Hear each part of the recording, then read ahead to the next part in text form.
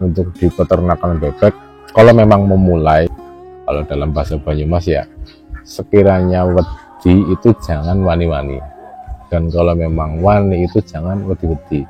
Kalau memang sudah berani itu jangan ada rasa takut, dan kalau sudah mungkin mempunyai rasa takut jangan berani-berani untuk memulai. Tapi kuncinya mungkin satu, kalau memang sudah niat, insya Allah dengan doa, tekad, usaha itu sudah cukup modal kita untuk memulai bebek ternak. Kuncinya satu lah, kita bersyukur. Tapi kalau memang sistemnya, kalau memang orang berbisnis mungkin ya pasti akan berpikir gimana sih caranya balik modal dengan modal sekian, tapi populasi kita masih kecil. Itu mungkin untuk para pebisnis mungkin belum masuk ya.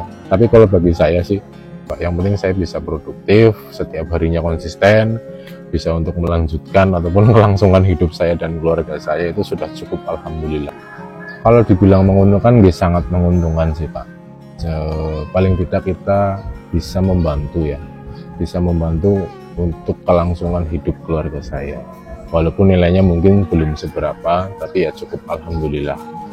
Kuncinya satulah, tetap kita bersyukur apa yang sudah diberikan sama yang di atas, buat kita ya, kesehatan ternak bebek kita lancar, menghasilkan produksi dengan konsisten, itu sudah sangat alhamdulillah.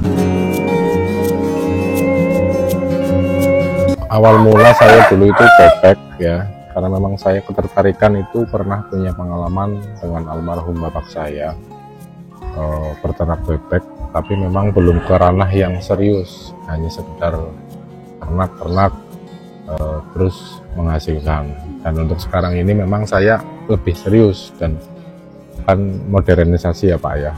Untuk zaman sekarang itu bebek sudah bisa di-upgrade ke sistem kandang kering dan pakan dengan full pabrikan. Yang dulunya itu kita harus mencari pekatul dan harus mencari keong. Kalau sekarang sudah bisa di-upgrade dan hasilnya itu pun tidak membohongi dan lebih maksimal dari hasil produksi telur itu sendiri. Paling penting itu nomor satu, perawatan kandang, terus pakan, vitamin, dan kebiasaan-kebiasaan kita untuk bersanitasi, ataupun lebih kembali lagi ke poin satu, itu perawatan kandang, karena itu sangat berpengaruh kepada bebek yang menghasilkan telur supaya hasilnya maksimal. Paling tidak itu kita setiap hari, minimal 3 hari sekali, kita sanitasi kandang. Kita akan memakai alas sekam ya. Alas sekam itu kalau memang sudah dilihat bebek itu sudah tidak nyaman ataupun basah dan lembab, itu sebaiknya kita ganti ataupun ditabur tambah, menangani sekam yang sudah lembab. Jadi kan pembaharuan sekamnya itu kering lagi supaya bebek nyaman untuk bisa bertelur. Dan untuk pakan kita memang seperti peternak-peternak lain, saya juga banyak belajar dari peternak lain. Pakan itu kita memang harus rutin setiap pagi dan konsisten. Misalkan kalau pagi jam 8 ya kita jam 8 terus, continue jam 8 terus, jam 8 sore ya jam 4, maksimal mungkin di jam 5. Kalau saya itu setengah 5 pakainya, setengah 5 kayak kasih pakan. Dan vitamin saya itu kasih itu 2 hari sekali Pak, 2 hari sekali kita kasih di minumannya untuk vitamin bebek itu sendiri. Untuk pakan sekarang kan sudah banyak para peternak, dan saya memang banyak belajar dari peternak teman-teman di luar sana, itu sharing juga, riset juga, karena sekarang kan mudah dipelajari bebek ya Pak. Saya itu pakan pakai pabrikan, sangat signifikan sih menurut saya. Dari cangkang itu lebih tebal, ukuran telurnya itu lebih besar. Untuk saat ini saya itu populasi bebek saya itu di 100 ekor Pak, 100 ekor, dan hasilnya itu 2 bulan berjalan sudah masuk di angka 85%. Jadi setiap paginya itu bebek bertelur kisaran 85, 86, kadang malah kemarin itu bisa 90. Cuma memang karena faktor cuaca akhir-akhir belakangan ini ya Pak, sering hujan, itu sedikit menurun, tapi tetap di angka 85%. Untuk bebek 100 saya mulai dengan modal Kalau saya ya, pengalaman saya ceritakan sedikit. Modal saya itu bebek karena masih belum masuk usia produktif, itu masih relatif terjangkau. Saya untuk populasi 100, saya di harga 85.000. Untuk 100 ekor sudah 8,5 juta. Kandang, pakan, dan lain-lain mungkin bisa disesuaikan mencapai angka 5 juta. Untuk kandang saya kemarin memang dengan tukang, itu saya kerja 10 hari 10 kalkulasi 2 juta lah Pak. Dan pakan untuk stok itu kita 3 juta di awal lah. Berarti untuk populasi 100 ekor itu paling tidak 12 sampai 14 juta itu sudah cukup. Kalau saya kan masih terukah 1 bulan itu Pak, dengan usia bebek yang masih muda. Kalau istilahnya peternak itu bayar. Kalau memang yang punya modal lebih, silahkan bisa beli bebek yang sudah siap produktif. Itu bisa lebih direkomendasi karena memang 1 minggu rentan jarak pindah dari peternak penjual ke peternak pembeli, mungkin adaptasi cukup 1 minggu mereka sudah bisa menghasilkan telur ataupun sudah produktif.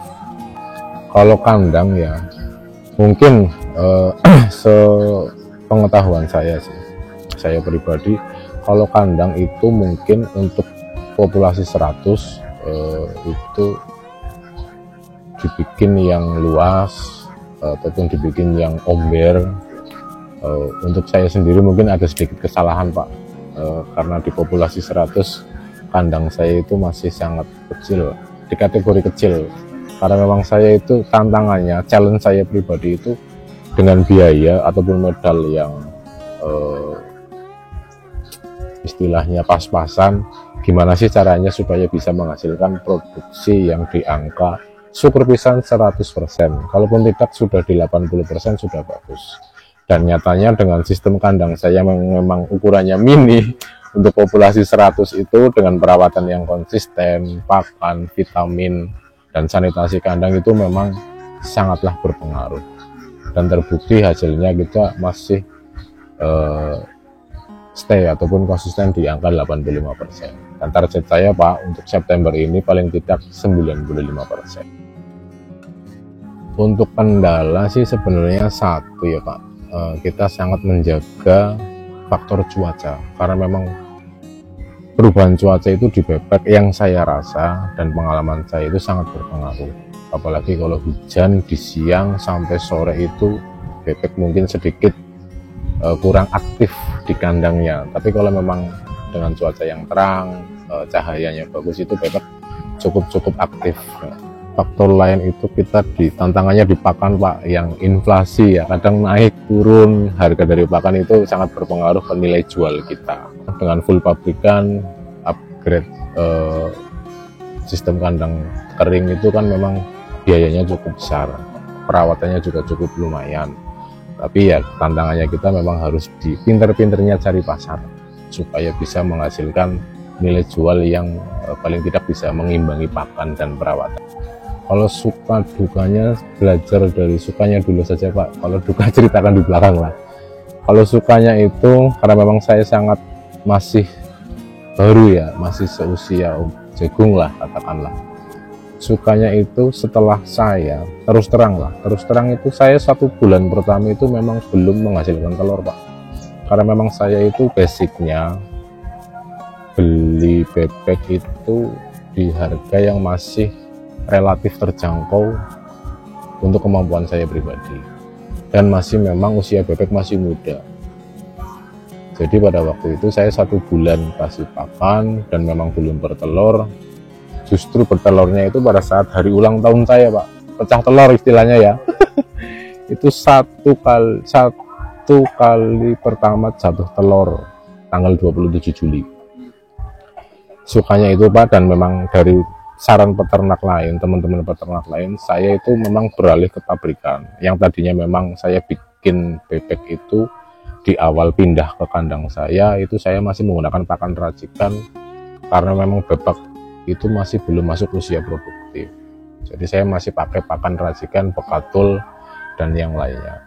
Setelah saya jatuh telur pertama itu saya berpindah ke pabrikan, rekomendasi dari teman-teman peternak lain. Sukanya Pak, kalau memang saya saat beralih ke pabrikan itu memang 3 hari, 5 hari, sampai 1 minggu itu terus telur itu naik dari 3, 7, 12, 15, itu sukanya Pak. Dan sampai saat ini dengan pakan pabrikan yang konsisten sudah mencapai angka 85%. Untuk sedikit dukanya sih ya Pak, memang saya masih keterbatasan sistem pengairan, karena memang saya harus masih manual, istilahnya orang desa itu menimba, karena jarak jadi sumur ke kandang saya itu cukup jauh untuk tarik pralon, dan sistem pengairan dengan otomatis itu masih membutuhkan biaya. Jadi saya masih alamilah manualan, istilahnya seperti itu.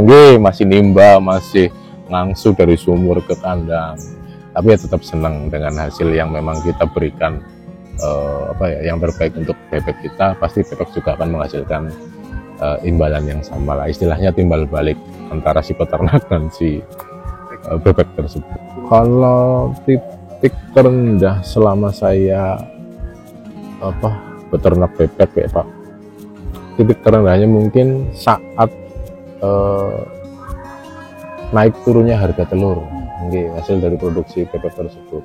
Karena memang banyak kompetitor, dan saking banyaknya peternak sekarang dengan sistem kandang kering, pastilah nilai jual itu berlomba-lomba untuk bisa menjual produknya ataupun telurnya. Kadang itu Pak, kalau lagi turun itu kita ya merasa sedih ya, kita pakan sudah mahal, harga telur itu turun, dan kalau kita tidak bisa jual pun stok semakin banyak, semakin lama kita nggak bisa menghasilkan uang untuk bisa beli pakan. Itu mungkin di saat itu Pak, tapi untuk saat ini sih stabil. Untuk saat-saat ini telur masih stabil. Secara pengalaman pribadi, untuk para pemula di luar sana yang mau memulai usaha ternak bebek, sekarang kan sudah ada sistem upgrade ya. Mungkin teman-teman pemula yang mau terjun ke dunia bebek itu bisa disesuaikan dengan satu, pasti lahan dan lingkungan. Satu, lahan, lingkungan, modal pastinya. Dan kalau memang lahan sudah ada, kandangnya sudah bisa di-upgrade menyesuaikan sistem-sistem sekarang para peternak bebek. Dan 2, modal disesuaikan.